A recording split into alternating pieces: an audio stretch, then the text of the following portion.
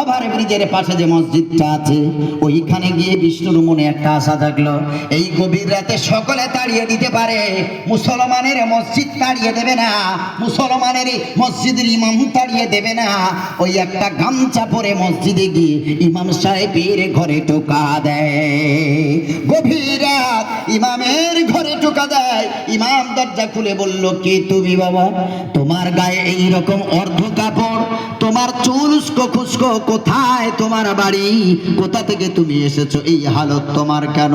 বিষ্ণু তখন বলল, শোনো হে, আমার নাম হলো বিষ্ণু, ব্রাহ্মণ ধর্মের আমি ছেলে, আমি ইসলাম ধর্ম গ্রহণ করেছি, আমি বুঝে ইসলাম ধর্ম গ্রহণ করেছি। আমার বাপ আমাকে তাড়িয়ে দিয়েছে, আমার মা আমাকে তাড়িয়ে দিয়েছে, আমি ইসলাম গ্রহণ করতে গিয়ে বিবি ছেড়েছি, আমি বাচ্চা ছেড়েছি, সব ছেড়েছি গো, আমি ইসলামকে কবুল করেছি, গ্রহণ করেছি। ইমাম সাহেব বিষ্ণুর ঘটনা শুনে হাউমাউ করে কেঁদে বলল, ভাই আমার রুমে এসো, পেটে খাবার নাই, ক্ষুধা।